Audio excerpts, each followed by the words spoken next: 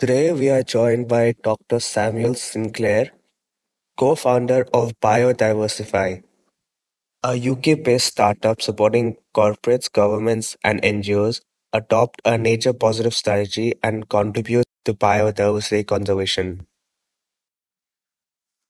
We discuss why biodiversity credits haven't scaled like carbon credits, the complexity of measuring nature across global supply chains, and the emerging regulatory landscape, including the science-based targets for nature. Do tune into this episode and don't forget to subscribe to the Think Wildlife podcast on whichever platform you are listening on.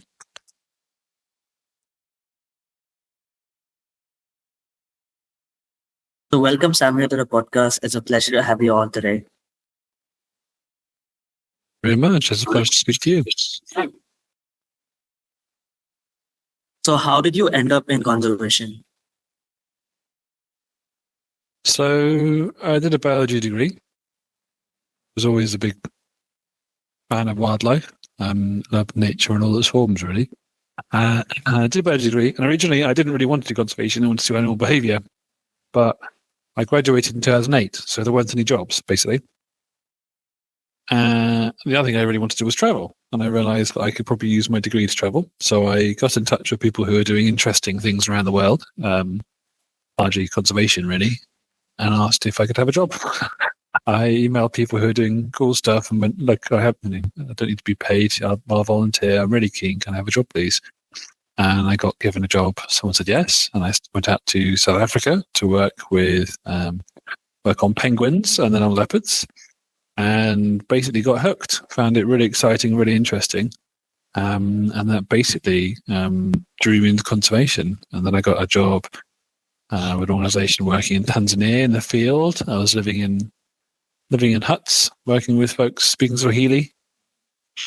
And that kind of launched my career, really. Well, got me started anyway. And I loved it. But talk about your experience as a conservation management trainee at the African Wildlife Foundation. So that was an interesting one. I got to travel across a variety of places in Africa and see how people were doing things on the ground. Learned quite a lot. The African Wildlife Foundation is interesting in that at the time anyway, it was 80% African, which is nice because there are not that many large NGOs that are not dominated. So I really liked working in a place that was African-led, which was completely appropriate for an African NGO. It's almost bonkers that I'm saying that. It was remarkable. Particularly liked working with them in Tanzania and Kenya on anti-poaching and on wildlife corridors. I did some anti-poaching and some cool stuff with fisheries in Zambia. To be honest, I just love being in the bush. I love being close to the ground. I like working with people. I think one of the things that we sort of carried through was the job I did before that was actually working in wildlife corridors in Tanzania. And I loved working in small villages with local people. I learned to speak Swahili, and I found that extremely amazing. There's nothing really quite like being in a community. So when stuff happens, whether it's wildfires or droughts or diseases or outbreaks of whatever it is, or animals coming through, experiencing it with them, and obviously your experience might be different. As someone comes from Europe, I have more safety nets than the people I was living with, and more people. Things helped me if stuff went wrong. But also at the same time, I started to get actually a bit more of an understanding of what it was like to live in these places and deal with these issues, and life that can often be quite dangerous, quite challenging. So found it was a fantastic experience. I learned a lot, and I guess the core of it was I learned more about people than I thought it would. It was a lot less about animals and a lot more about people. Following this, you pursued a PhD at Imperial College London. Why don't you talk about your research? So my question really was, how do large organizations make decisions about nature and practice? So not how do they make a decision, how do they justify their decision after they've made it, or how do they write a lovely report saying why they made such a good decision, but who actually makes them? Who's in the room? What are the key pressure points or levers or kind of elements of power that someone uses to make a decision go one way or another? And the thing that was interesting about this was that it's extremely studied in conservation. I didn't find anyone else with a PhD like mine. There are very, very few decision scientists or even social scientists in our field.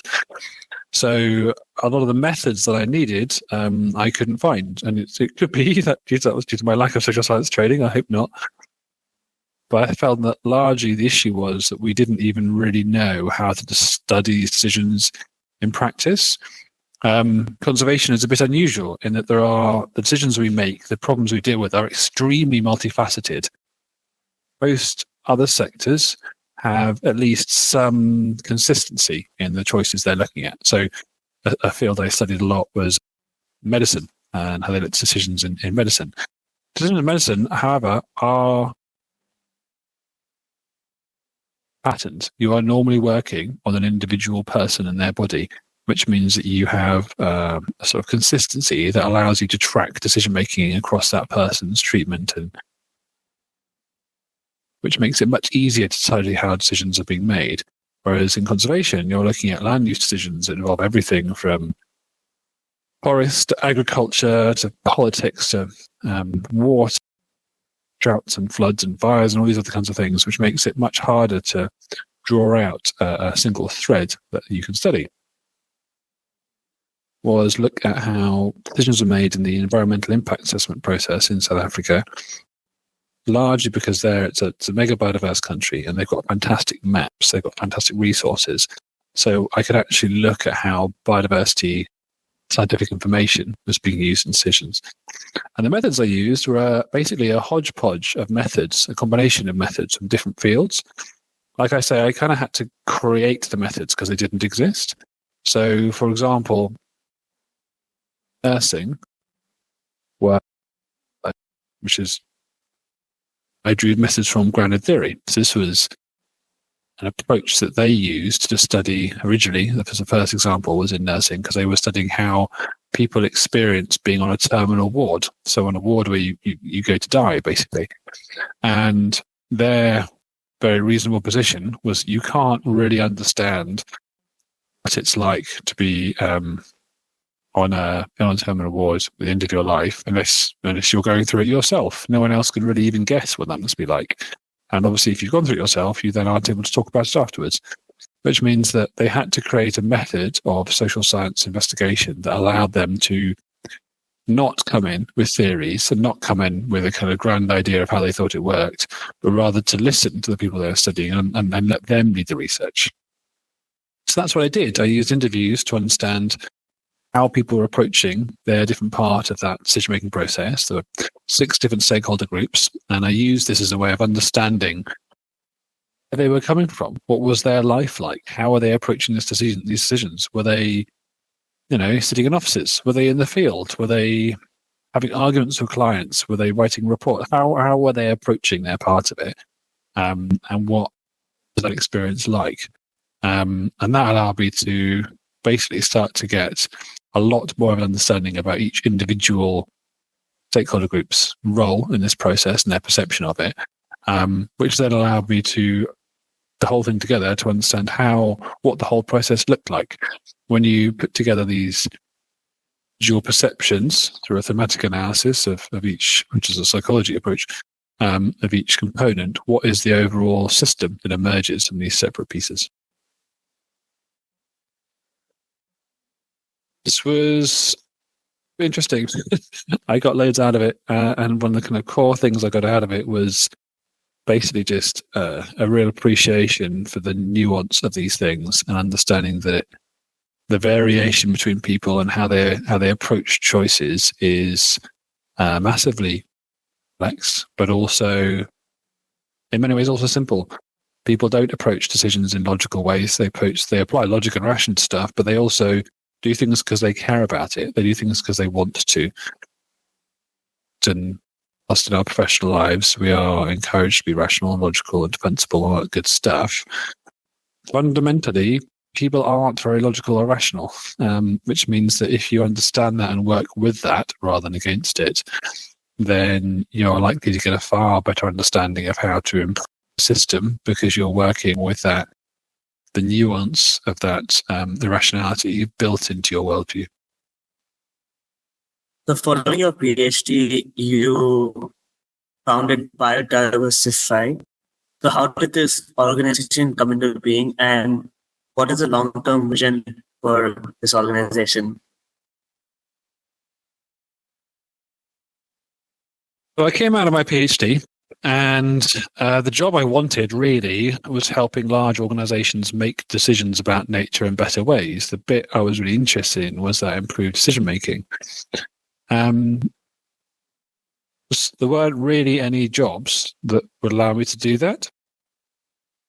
So after some thought, I basically applied for, basically founded Biodiversify. A key part of this was working with Mike, my co-founder. So he had a similar vision for helping people make better choices, but he came from a data and a metrics perspective. So he had a lot of insight into how we use different forms of evidence in an appropriate way to make choices more effectively. So basically we founded the company, and I spent quite a long time basically running around trying to kind of drum up work, finding ways to try and find people who would pay us, who would hire us, who would employ us, tackle interesting things. And one of our challenges really was that we didn't come in and say, oh yes, we know how to do this, we have all the answers. We were very honest. No one's ever done it before, but we will work with you to figure it out.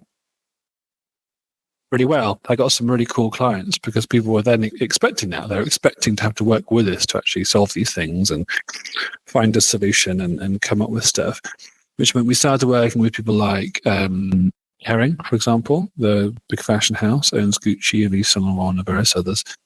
And they asked us, we need a biodiversity strategy. How do we produce one? They realized they needed a twin to their carbon strategy in many ways, and they wanted to figure out what that might even look like.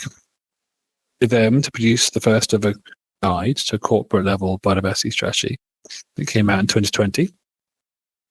Point was the only document in the world talking about strategies at that level, at the corporate level, which meant us to get attention. We started working with Primark. We started working with Tetra Pak. We started working with some of the big tech companies.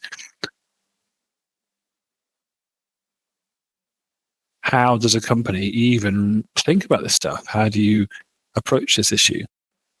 One of the really interesting complexities here is that everything else a company deals with, they have a single overarching metric, basically, whether that's watts of electricity or pounds or pence or number of staff, or even stuff that's a bit murkier, but you can still quantify, like staff happiness and well-being. They're used to having a number for stuff, which means that it's a lot easier to make decisions about it at a company level, because your CEO can stand up and say, well, look, I want our number to be 10% more than it was last year. And people can then go away and figure out how to do that. The problem with biodiversity nature is we don't have an overarching metric, and in my opinion, never will, which means that it's much less clear make decisions about this, how you make these choices. So a lot of what we've been doing is basically helping companies think about nature topic, but also figure out how to incorporate nature into decision-making processes. We're now working with some of the largest companies in the world, working with Amazon, we're working with BAM, Avon, a whole bunch of others. Our clients have a collective annual revenue of about $1.7 trillion a year, so about 2/3 of the UK's GDP. We're working with basically every sector in the world, make better choices. And the mission for the company really is to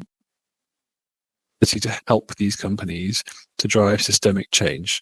What we're interested in doing is getting companies to think about nature and biodiversity as a routine part of their operations, so that they're then taking actions to conserve and protect it, partially because it's the right thing to do, but also because it's good for the business. The real mission for me here is helping companies understand that they're not immune to nature risks. It's not like if, we get ecological collapse, they'll be fine. No, this is going to be a really big deal for them. See, what they need to do is take actions to improve nature in their supply chains and in key locations, so that then actually it's better for the company long term. So I see this as the kind of purpose of Biodiversify really is to help the private sector think more effectively and more efficiently about nature, so that they can make better choices and actually improve the world. So, what are some of the common mistakes large corporations make in their nature ambitions?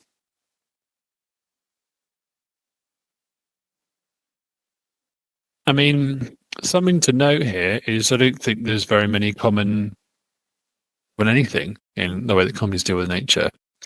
The reason being for this is this sector has only just emerged. So, we started working with carrying on this in 2019. That's 5-6 years ago now. That's not very long. Look at the Now for Nature website, which hosts biodiversity strategies and nature strategies of major companies. There is still only 30-something on there, I think, last time I checked, a couple of months ago. Might be some more now, but still not very many. Which means that in terms of the number of companies in the world that have nature strategies, it's still a very small number. Most companies are still right at the start of their journey. There are some who've made some more progress already, like Kering and Primark and Tetra Pak and a few others that have actually started getting somewhere. But a very large number of them are still really early on in their journey. What this means is that they're still figuring it out, and there aren't kind of common, well-worked examples. This is something that everybody is kind of going through simultaneously. So I would say that most part, companies are just trying to get their heads around the issue, figuring out how they approach it, figuring out what they should be doing, figuring out who they should be doing it with, and kind of getting started, really.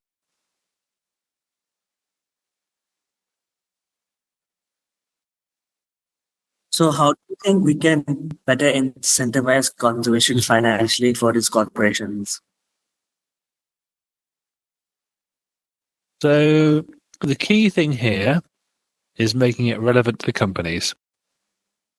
We cannot go in and tell them they should be doing this because it's the right thing to do, or because we think they have a moral imperative or anything like this. We have to go in and understand them and understand how they think and how they operate and how they make choices, and be quite sympathetic to the challenges they face, and try to on their level, basically, really kind of see inside, so that then we can make the arguments in ways that are really obvious to them, that make sense to them. I don't say to a company, oh, well, you should do this because I think it's the right thing to do. Say, you should do this because your supply chain is under threat. And actually, the cotton or the cacao or the sugar or whatever it is you might be buying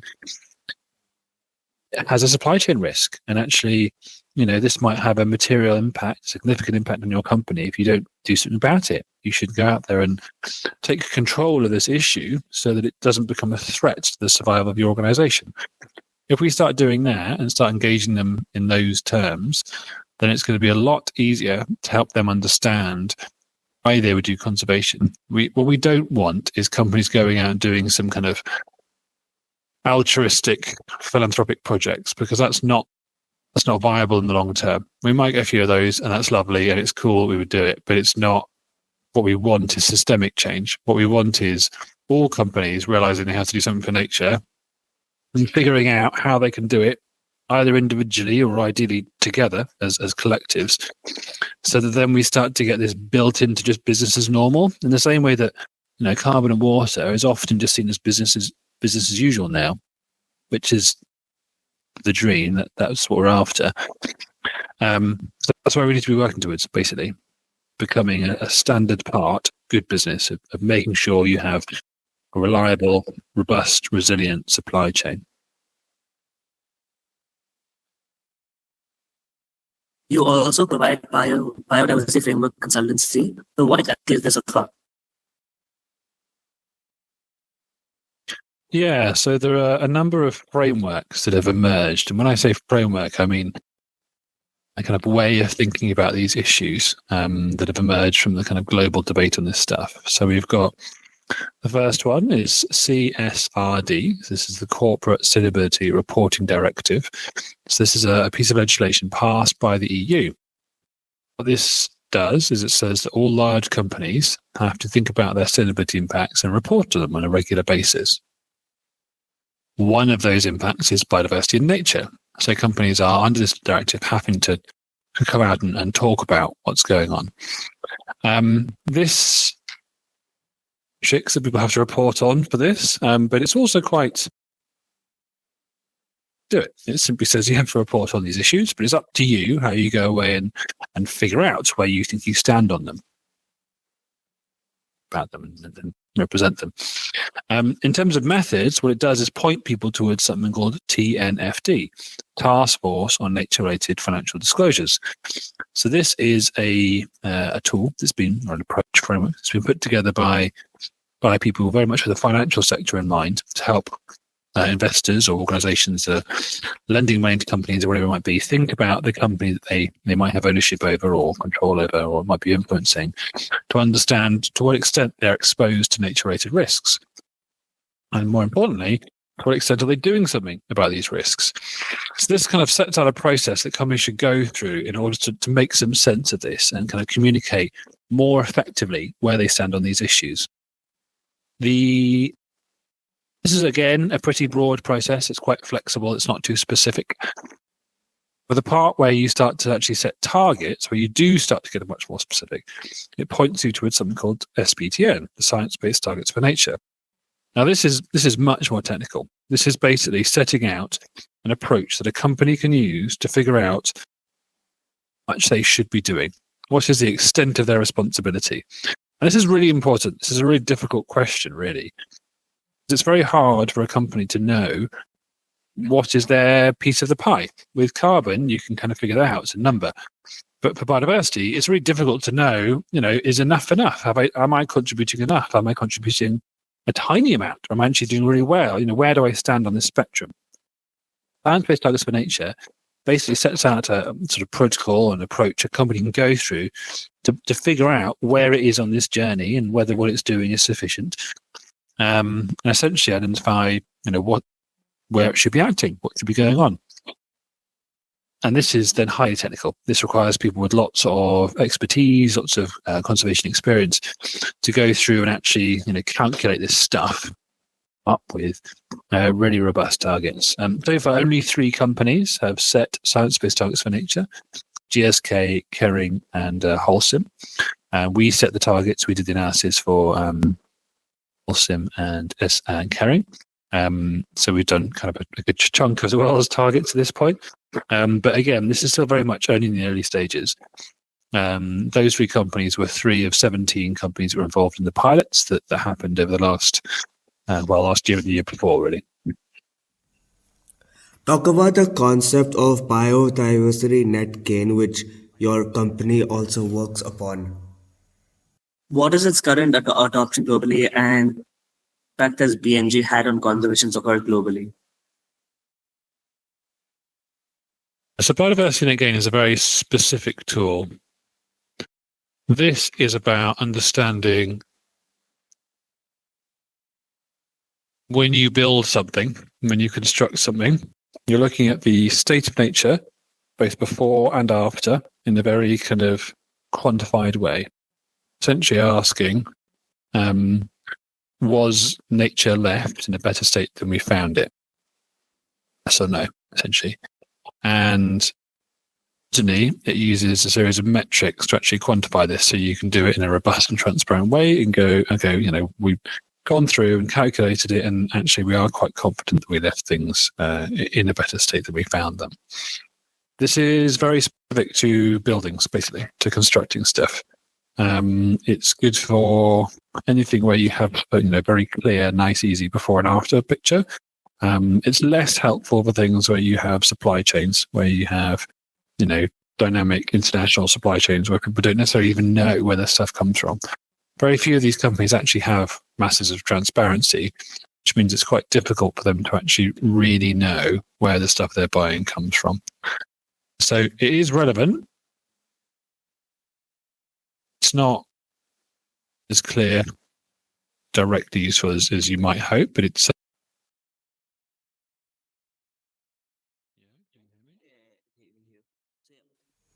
Now let's talk about biodiversity credits.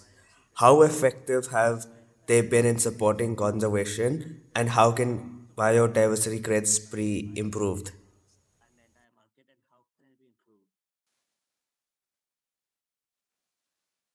I mean, the key issue with biodiversity credits is that there's no point in buying one.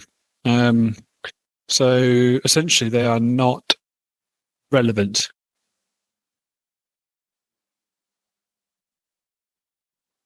They don't allow them to make claims. They aren't speaking directly to their needs. They're not addressing their risks. It's not really clear why a company would invest in credits. Basically, the idea that you can sort of spend some money on nature, get a credit in some untangible location that's not linked to actual supply chain or issues is a fatally flawed idea, in my opinion. For a company to spend money on nature, it needs to be really clear why they're going to do so, because they're going to have to go up in front of their board, explain this is why we think, their sustainability person, the CSO, Chief Sustainability Officer, is going to stand up and go, I think we should be spending these millions on nature for this reason. Unless they can really clearly make the case as to why they think that is, it's going to be very challenging to get the board to sign off on that, because ultimately doing their jobs, if they weren't thinking about the financial implications of this, the commercial implications of this. So coming back to my previous point, if it doesn't link back to a company's impacts, it doesn't link back to risks a company is exposed to from nature decline, then it's just be very relevant. So that's the key issue for me for credits, is they're trying to take something that is fundamentally not intangible, actually something that's very location specific and very context specific, and turn it into something that suits the financial sector, which in doing so, kinds of people who'd actually be buying them, which is companies. And I think if we're going to make this work, we have to do is identify where and why a company would invest in nature for regions that very much focus on that company's operations and business model, and then you basically figure out how do you act for nature in those places to get those benefits a company would actually be interested in paying for, and where it makes business sense to pay for it. Basically, people like Biodiversify need to help these companies go on the journey of understanding the relevance of nature to them. If you stand up in front of a board and go, look, we would like to restore nature across this area of Ghana because that's going to improve the reliability of your cacao supply chain, and that's allow you to keep selling chocolate for the next 50 years, then that's going to be instantly relevant. I could see why a company would spend money on that, even though it is nature. Because it's not an altruistic act, it's honestly, it's a business decision. And say that companies should be doing this, paying for some credit, really know where it is or what benefit will come out of it. Well, I just can't see that working. And what have been some of the key challenges you have faced, not only in Biodiversify, but also throughout your conservation career?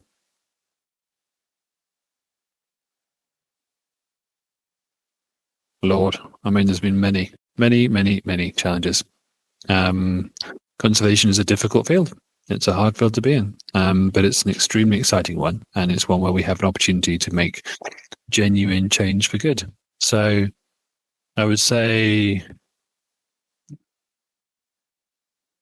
the main thing really is meaningful and changing, and understanding that the world we're doing conservation in is changing very, very quickly, both for good and for bad, and accepting that and working with it and embracing it as kind of part of the professional journey.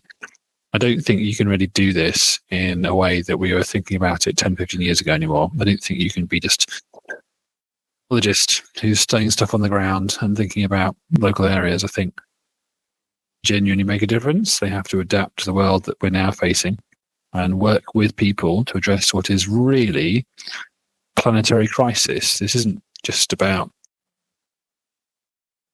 maintaining species, which, don't get me wrong, I love, that's why I got into it. This is about our survival, the human race surviving by not causing massive global ecological collapse, which means that this is challenging. It's hard. It's not something that many of us have really been trained or prepared for, partly because it's almost impossible to train or prepare for it. I did an amazing master's with E.J. Menaghan, who supervised my PhD, and she was fantastic. She is fantastic. But find ourselves in is very different to the world that I trained for. So I would say that kind of key thing to challenge, an opportunity, or whatever how you'd like to phrase it, is to continue to be adaptive to this changing world so that we remain able to actually make a positive influence. And let's end the podcast on a positive note. What have been some of your best memories from your conservation career? I found my time in Tanzania very powerful. When I was living in a little hut that was just large enough to contain my bed, I was working on the ground doing a very, very difficult job that was very, very hard. But in doing so, I learned Swahili. I learned a lot about other cultures. I learned a lot about conservation on the ground. I got to see amazing things, almost no animals. I saw very few wild animals. But I did get to learn a lot about Tanzanian culture. I learned a lot about what lives are actually like for people who are living on less than $1 a day. And I don't think there's really another way of getting those insights or that experience. And I'm very grateful for the Tanzanian people who tolerated my presence and who helped me and went on the journey with me in some cases. And it's very humbling stuff. Conservation, because I love nature and I love animals, I kind of have found that it's been much more about people for me and about how we think and how we operate and how I can drive change in our society, which is not where I thought I'd go, but it is where I've gone. And I say one of the most impactful periods was that time in Tanzania. So I'm very grateful that that I was lucky enough to be there and that the Tanzanians were so kind in letting me do so. So that was the final question I had for you today. Thank you so much for taking time out for this podcast. Thank you very much. I hope your folks enjoy it.